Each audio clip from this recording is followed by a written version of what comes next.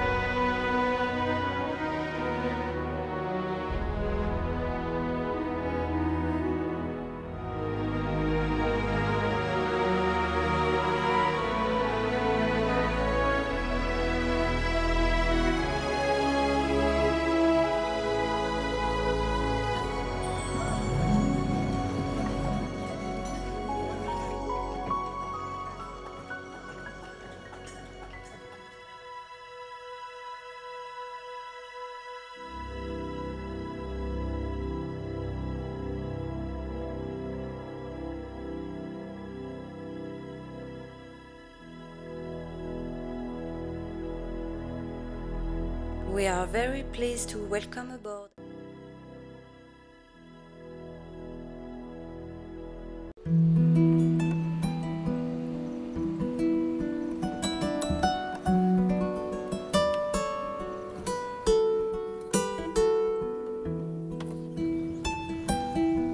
Our world dreams of exotism, adventure, and folklore, but above all, it dreams of authenticity.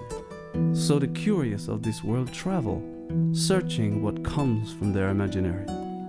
This world exists, hidden somewhere in West Africa.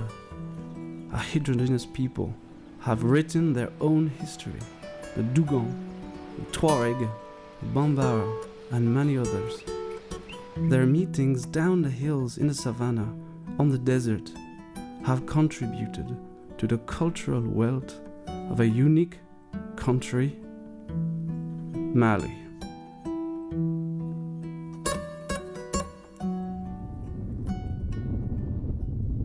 As the plane is landing, Mali is ready to welcome you in the most authentic capital city of West Africa.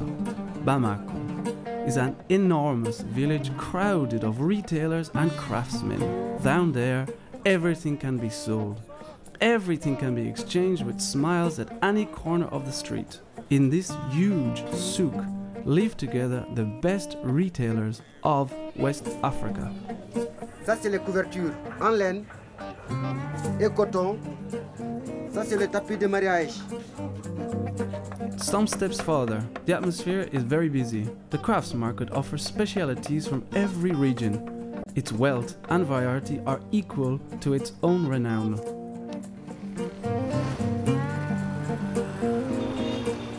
Bamako was a village of 600 inhabitants and spread in the colonial epoch thanks to development of infrastructure.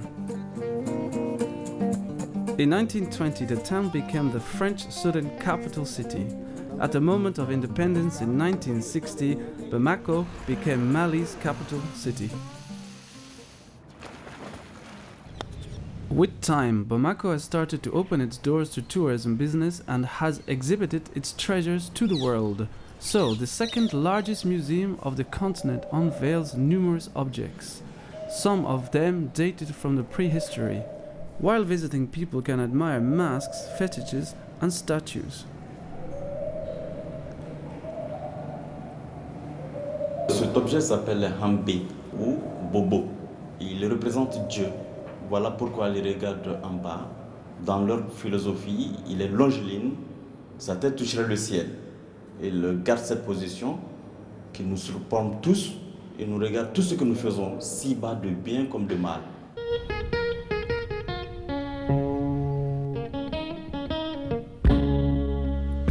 Far from Bamako, the traditional life of the country stands out in these vast plains. In a region where the Bambara essentially live, the most important ethnic group in Mali. It's worth having a stop in Sigou to discover these weaver skills. The cloth making is made gradually from spinning to weaving. The local weavers manufacture bogolons, the most famous traditional fabrics in the country. And while some of them are spinning and weaving, others are modeling pieces of pottery.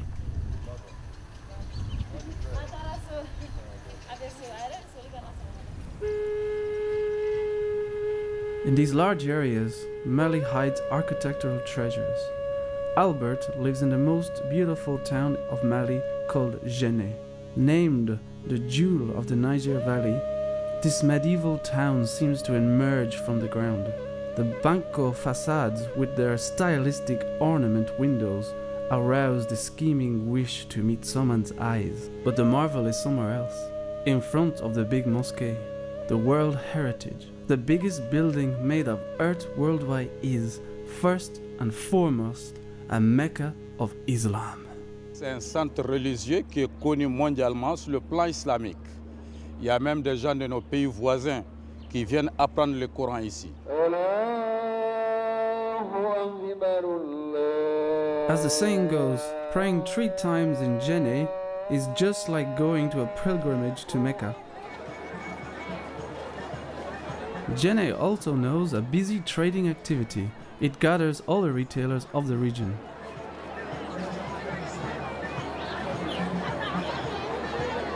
The colors of Boubou mix with a variety of products which reveal a typical African atmosphere.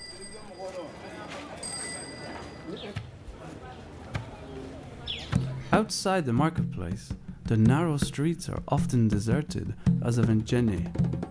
Spirit of the waters in the Bozo language gave way during the time of a long prayer.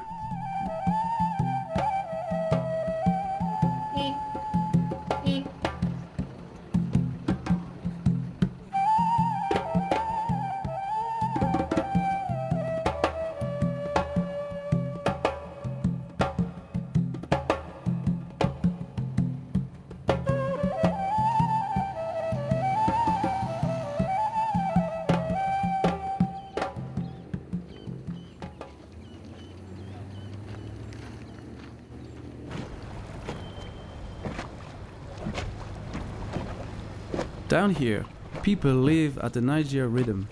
One can meet Chin, but above all, many fishermen. Century by century, Mopti has become their home base.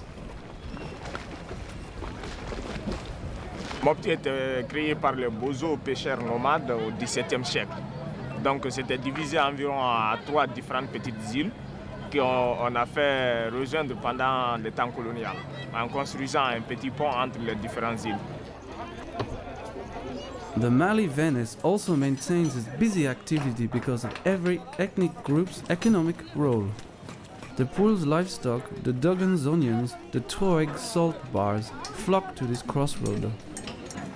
Le port de Mopti, c'est le plus grand port du Mali où se passent tous les débarquements des marchandises et c'est le plus grand carrefour aussi des marchandises. But Mopti would not be Mopti without his boats. In a corner of the port, men tirelessly work to build these famous pirogues.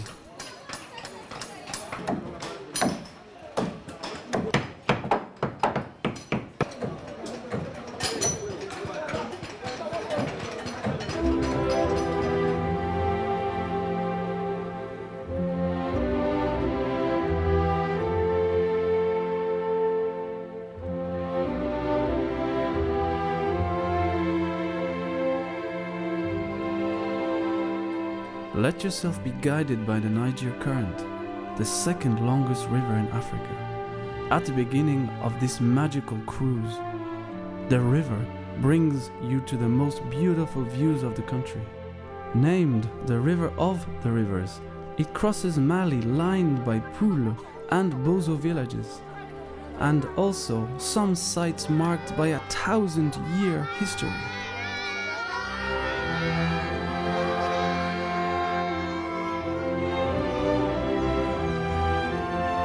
Sailing the river upstream, the landscape changes to captivate you up to the Askia, city called Gao.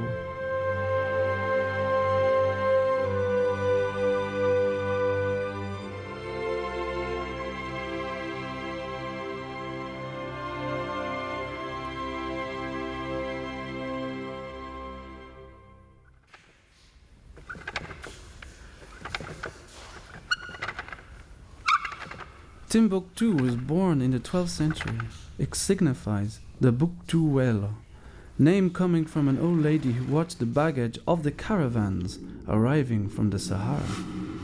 At this time, it was only an oasis where travelers in the desert had a stop.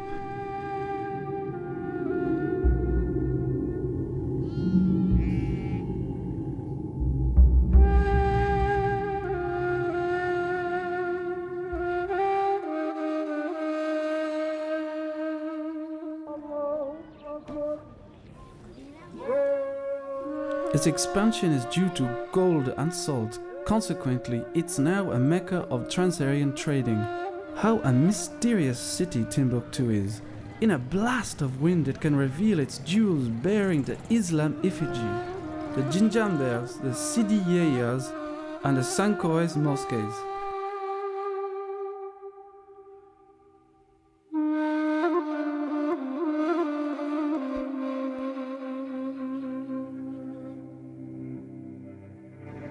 This enigmatic city was a real economic and cultural center.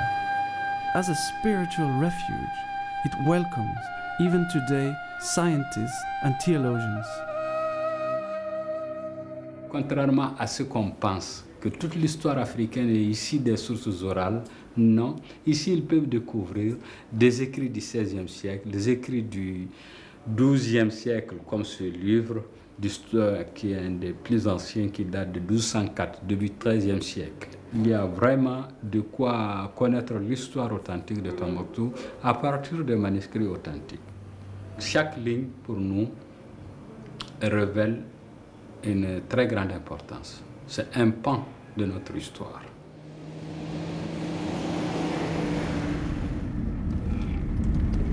At the desert doors, a Targi can pretend to get married only if he has carried out 3 times the salt caravan. This is to say a 3-month crossing on foot or riding on a dromedary in the Saharan desert.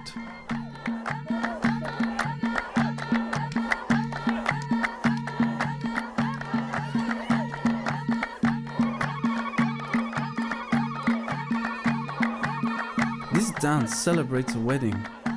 Also the chance to gather this nomad ethnic group. La danse pour les Touaregs, c'est le grand moment des rencontres, de se rencontrer, de leur voyage, de leur surprise, de leur découverte. Donc c'est un moment très fort chez les nomades Touaregs.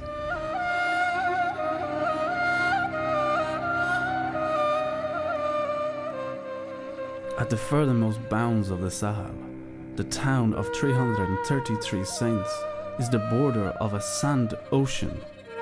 The temperature for a long journey up to the horizon with no limits. The discovery of an almost swallowed up world.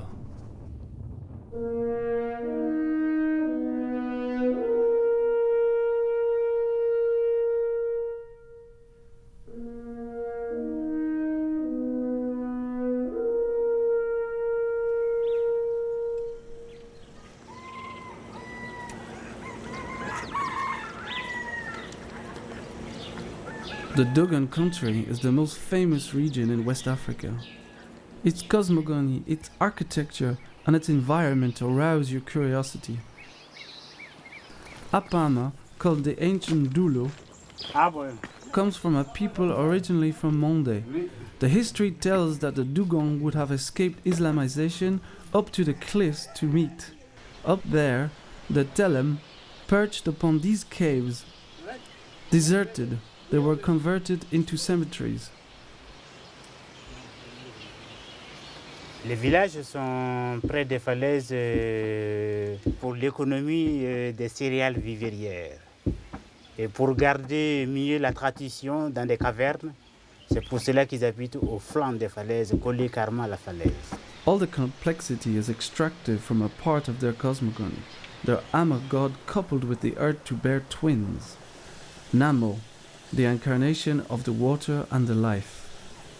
And Ugon, transformed into a jackal after having committed an incestuous act. The Dogon heritage, such as their attics, their chatter huts, of their fox table maintains the secret of this region. The surprise is not an empty word when a soothsayer lays some twigs and draws on the sand. Le devin, il parle avec le renard. Il est en train de composer au renard. Asking questions before interpreting the move of the twigs as an answer given by the fox at night. More than an animist religion, the Dogon possesses a fascinating mythology. The echo of a ceremony day. The society of masks come out for a funeral feast, seed time or harvesting. All the masks play a role, a history like the women's ones, the mask with animal faces.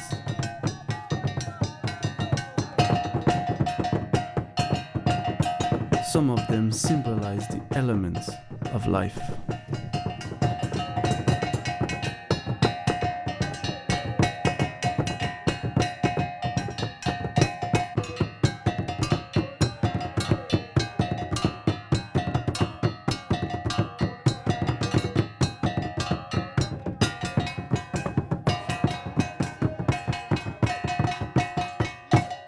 Le masque Kanaga, dans la société des masques, symbolise l'esprit de l'homme en même temps qu'il représente la création du monde Dogon. En détail sur la forme de son métier, les bras en haut signifient le ciel et les bras renversés signifient la terre. Et les milieux représentent l'âme de Dogon qui sont en train de marcher vers le deuxième monde. Charmed by the region, travelers holding back home some Dogon objects will remember the magical world while contemplating them. As this land is synonymous with hospitality, all the ethnic groups open their doors to all the world. Bienvenue, pays Dogon. Bienvenue à Tombouctou. Bienvenue au Mali.